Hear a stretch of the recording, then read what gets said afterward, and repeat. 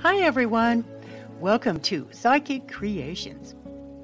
This show is what I term a listening program, as it is a fun narration rather than a lot of photos or a video. Please enjoy.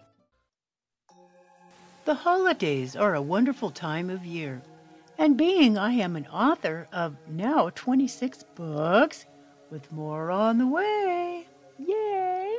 I thought, what better way to celebrate this December by speaking on favorite Christmas books and stories. A Christmas Carol, written by Charles Dickens in 1843. Short on time and obligated to produce a piece for his editor, Dickens wrote this story using many details from his own life. In the story, he tells the tale of an old, bitter man named Ebenezer Scrooge. Scrooge is visited by 3 ghosts who take him on a journey through Christmases past, present, and future. Letters from Father Christmas by J.R.R. Tolkien. Every December, J.R.R. Tolkien's children would receive a letter from Father Christmas. These letters shared Father Christmas's experiences that year, from an accident-prone polar bear to a goblin war in caves beneath the house, and are riddled with life's lessons. In Letters from Father Christmas, Tolkien had compiled all of these short stories into one book for you to enjoy with your children. One letter from Santa Claus is quoted as this: "I hope you will like the little things I have sent you.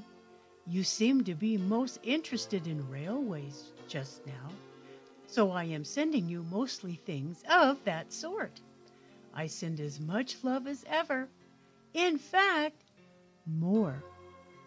We both, the old polar bear and I, enjoyed having so many nice letters from you and your pets. So, my dears, I hope you will be happy this Christmas and not quarrel, and will have some good games with your railway all together. Don't forget old Father Christmas when you light your tree."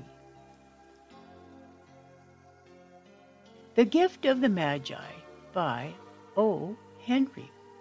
Gift of the Magi is a beautiful story about the personal sacrifices we are willing to make for the ones that we love.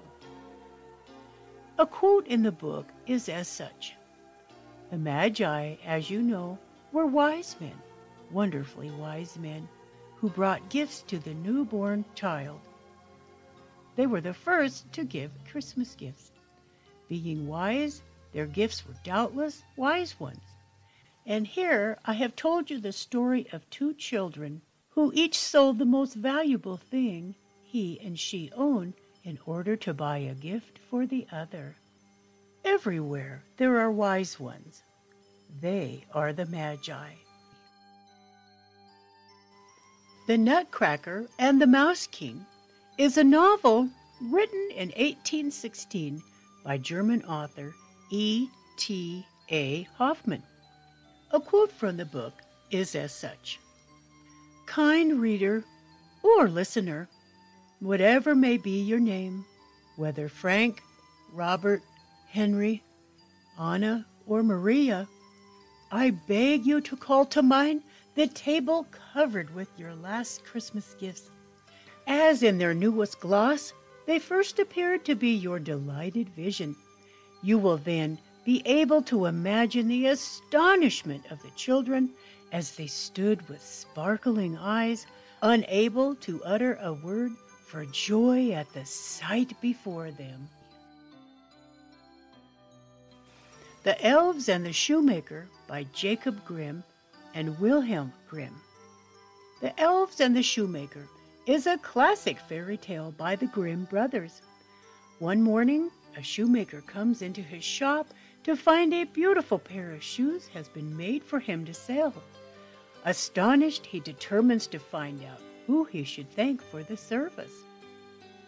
And a quote from the book goes as such: As soon as it was midnight, there came in 2 little dwarfs, and they sat themselves upon the shoemaker's bench, took up all the work that was cut out, and began to ply with their little fingers, stitching and rapping and tapping away at such a rate that the shoemaker was all a wonder, and could not take his eyes off them.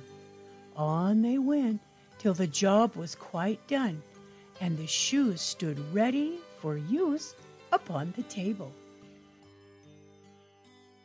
The Steadfast Tin Soldier by Hans Christian Andersen. In The Steadfast Tin Soldier, Hans Christian Andersen tells the tale of a tin soldier's many adventures. And a quote from the book goes as such. There were once 25 tin soldiers. They were all brothers, born of the same old tin spoon. They shouldered their muskets and looked straight ahead of them, splendid in their uniforms, all red and blue. All the soldiers looked exactly alike, except one. He looked a little different, as he had been cast last of all. The tin was short, so he had only one leg. But there he stood, as steady on one leg as any of the other soldiers on their 2. But you'll see, he'll be the remarkable one. 'Twas the Night Before Christmas by Clement Clarke Moore.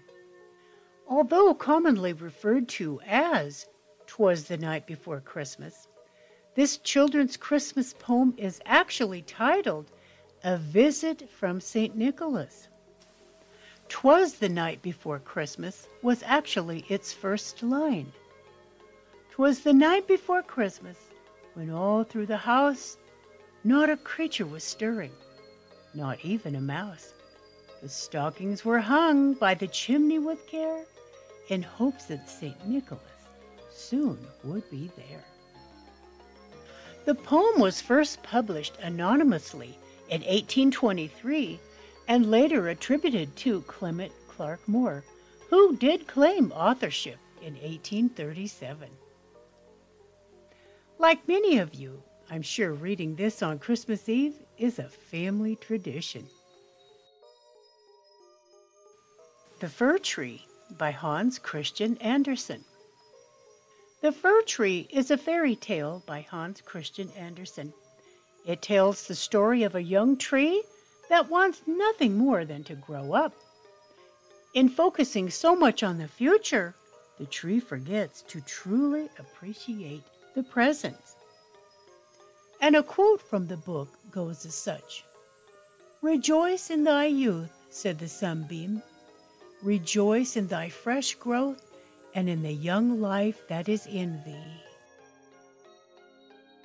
2 years after publishing Wonderful World of Oz, Frank Baum wrote the story about the life of Santa Claus. Baum follows Santa as he learns to make toys, picks out his reindeer, and visits every child in one night. A quote from the book goes as such. It is possible for any man, by good deeds, to enshrine himself as a saint in the hearts of people. Christmas Trees by Robert Frost. Christmas Trees is a poem by Robert Frost that encapsulates the wisdom of a Vermont farmer and the beauty of his country. And a quote from the book goes, He proved to be the city come again, to look for something it had left behind, and could not do without and keep its Christmas. He asked if I would sell my Christmas trees, my woods, the young firm balsams, like a place where houses are all churches and have spires. I haven't thought of them as Christmas trees. I doubt if I was tempted for a moment to sell them off their feet to go in cars and leave the slope behind the house all bare, where the sun shines now no warmer than the moon. Christmas Day in the Morning by Pearl S. Buck. A boy surprises his father by getting up very early in the morning to take care of the work on the farm. This is a cute short story about love and family. And a quote from the book goes as such. "Ah, that was a true joy of life, the ability to love. Love was still alive in him. It still was. It occurred to him suddenly that it was alive because long ago it had been born in him when he knew his father loved him. That was it. Love alone could awaken love, and he could give the gift again and again." Rudolph the red-nosed reindeer had a very shiny nose, and if you ever saw him, you would even say it glows. Robert L. May wrote Rudolph the Red-Nosed Reindeer at the request of the department store company, Montgomery Ward. The story was given out for free to over 2 million children who visited the stores during Christmas time of 1939. Robert's brother-in-law, Johnny Marks, saw the popularity of the story and wrote the song we all know and love. From there, the story took off, and we now can't even imagine Christmas with our best bud, Rudolph. How the Grinch Stole Christmas by Dr. Seuss. How the Grinch Stole Christmas is a children's story that, even as adults, we enjoy reading every year. Dr. Seuss is great at sneaking deep life lessons into his stories, and in this tale, he demonstrates that Christmas is a spiritual experience, not a material one. And a quote from the book goes as such. "Then the Grinch thought of something he hadn't thought before. What if Christmas, he thought, doesn't come from a store? What if Christmas, perhaps, means a little bit more?"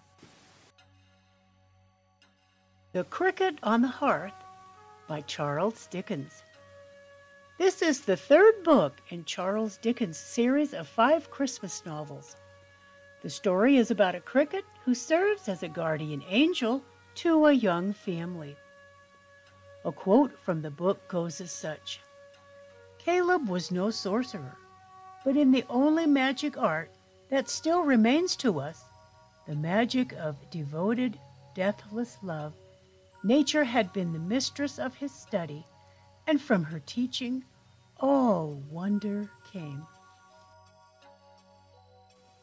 The Snowman by Raymond Briggs.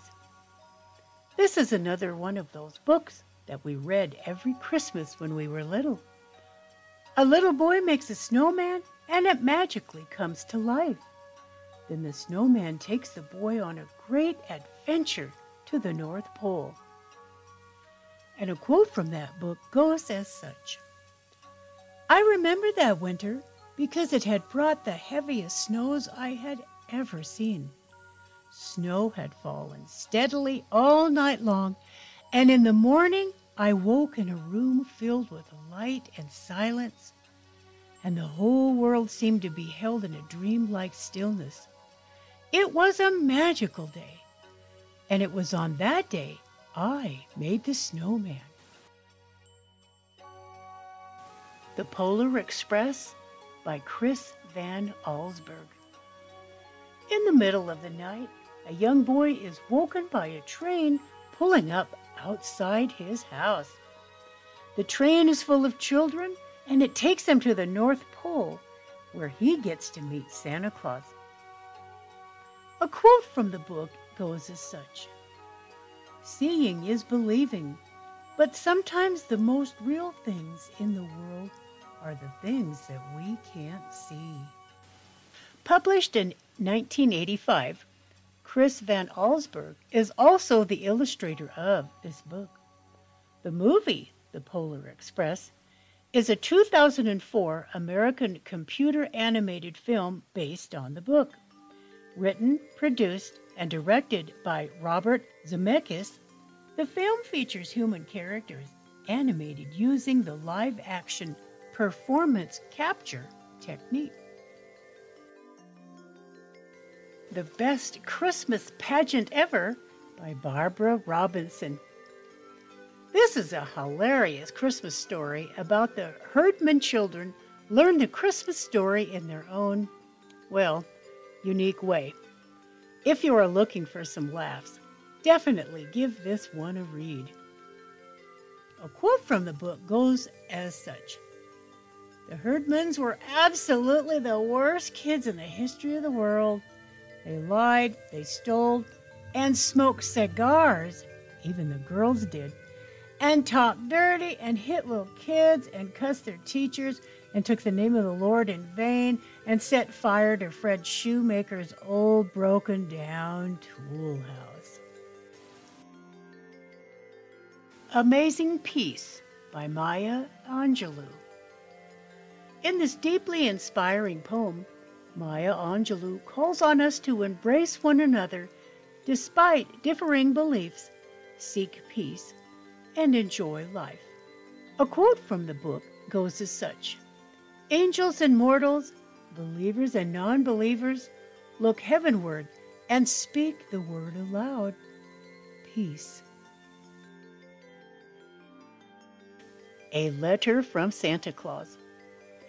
In 1875, Mark Twain wrote a letter to his daughter, Susie, who was 3 years old at the time, which he signed, Your Loving Santa Claus. Twain was very close to his daughter, all the way up to her untimely death at the age of 24 in 1896. That year, 1875, Susie had written her first letter to Santa Claus. Twain, being a writer, couldn't stand for his young daughter to feel like her work went unheard, so he decided to pen the following letter to My Dear Susie Clemens, from the man in the moon himself. The story has been widely shared since in anthologies as a cute reminder of the spirit of Christmas and the love of parents for their children, who year after year don bright red suits and leave out milk and cookies to help keep the magic alive. And here is the letter. Palace of St. Nicholas, in the moon, Christmas morning. My dear Susie Clemens, I have received and read all the letters which you and your little sister have written me by the hand of your mother and your nurses. I have also read those which you little people have written me with your own hands, for although you did not use any characters that are in the grown-up people's alphabet, you used all the characters that all children in all lands on earth and in the twinkling stars use. And as all my subjects in the moon are children and use no character but that, you will easily understand that I can read your baby sister's jagged and fantastic marks without any trouble at all. But I had trouble with those letters which you dictated through your mother and the nurses, for I am a foreigner and cannot read English writing well. You will find that I made no mistakes about the things which you and your baby ordered in your own letters. I went down your chimney at midnight when you were asleep and delivered them all myself and kissed both of you, too, because you are good children, well-trained, nice-mannered, and about the most obedient little people I have ever saw. But in the letter which you dictated, there were some words which I could not make out for certain, and one or two small orders which I could not fill because we ran out of stock. Our last lot of kitchen furniture for dolls has just gone to a very poor little girl in the North Star, away up in the cold country above the Big Dipper. Your mama can show you that star, and you will say, "Little snowflake," for that is what the child's name is. "I'm glad you got that furniture, for you need it more than I." That is, you must write that with your own hand, and Snowflake will write you an answer. If you only spoke it, she wouldn't hear you.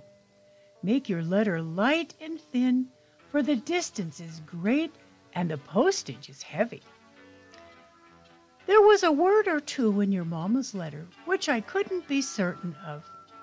I took it to be a trunk full of doll's clothes. Is that it? I will call at your kitchen door about 9 o'clock this morning to inquire. But I must not see anybody, and I must not speak to anybody but you. When the kitchen doorbell rings, George must be blindfolded and sent to open the door. Then he must go back to the dining room or the china closet and take the cook with him. Then you must go up to the nursery and stand on a chair or the nurse's bed and put your car to the speaking tube that leads down to the kitchen, and when I whistle through it, you must speak in the tube and say, "Welcome, Santa Claus." Then I will ask whether it was a trunk you ordered or not. If you say it was, I shall ask you what color you want the trunk to be. Your mama will help you name a nice color, and then you must tell me every single thing in detail which you want that trunk to contain. Then, when I say goodbye and a Merry Christmas to my little Susie Clemens, you must say, "Goodbye, good old Santa Claus. I thank you very much, and please tell little Snowflake I will look at her star tonight, and she must look down here.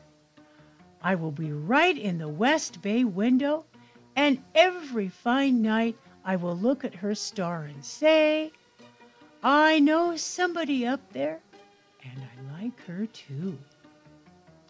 Then you must go down into the library and make George close all the doors that open into the main hall, and everybody must keep still for a little while. I will go to the moon and get those things, and in a few minutes I will come down the chimney that belongs to the fireplace that is in the hall, if it is a trunk you want, because I couldn't get such a thing as a trunk down the nursery chimney, as you know. People may talk if they want, until they hear my footsteps in the hall. Then you tell them to keep quiet a little while till I go back up the chimney. Maybe you will not hear my footsteps at all, so you may go now and then and peep through the dining room doors, and by you will see that thing which you want right under the piano in the drawing room, for I shall put it there. If I should leave any snow in the hall, you must tell George to sweep it into the fireplace, for I haven't had time to do such things. George must not use a broom, but a rag. You must watch George and not let him run into danger. If my boot should leave a stain on the marble, George must not hollystone it away. Leave it there, always in memory of my visit, and whenever you look at it or show it to anybody, you must let it remind you to be a good little girl. Goodbye for a few minutes, till I come down to the world and ring the kitchen doorbell. Your loving Santa Claus, whom people sometimes call the Man in the Moon. Ghostly Tales for Christmas Eve. Gathering around a fire to share ghost stories was actually a beloved Christmas tradition in the late 1800s into the early 1900s. Frigid temperatures and long nights were considered the best condition to share grim stories. Nothing satisfies us on Christmas Eve but to hear each other tell authentic anecdotes about specters, wrote British travel writer and humorist Jerome K. Jerome in the introduction of his 1891 anthology of Christmas stories titled Told After Supper. Do you have a story to tell on your Christmas Eve? Here is my very, very scary, ghostly tale for Christmas Eve. It is called Scared at a Seance. When I was a girl, I joined a young teen affiliation. We raised money for the community, read stories to the elderly, tutored elementary children, and other, quote-unquote, good deed-related activities. One year at Halloween, our organization rented a hall for this season's festivities. The building was very old, completed in 1876. The inside doors were massive, sliding, carved oak panels. The ceilings were high, which yielded echoing acoustics. There were numerous, narrow, yet tall windows that allowed any wind to whistle in, and the floors were polished hardwood that creaked with each footfall. It was the perfect place for a Halloween party. After the night celebration, the girls in the club were allowed to sleep over in this building. So we unrolled our sleeping bags, plumped our pillows, had our snacks and sodas waiting at our elbows, and we set about telling ghost stories. This, then, set the scene for one of the girls to suggest we have a seance. I felt very uncomfortable with this idea, but the other girls excitedly agreed to this scary ceremony. Most of them giggled nervously as we sat down, forming a huge circle, and clasped our hands. I wanted to go downstairs and sit with the chaperones, to be honest. The one girl who suggested having a seance conducted the session. We listened in anticipation. There is a slight wind whistling through the drafty windows, and the roof was creaking in the breeze also. After a few minutes, two of the massive carved doors leading into a waiting room slowly started rolling open.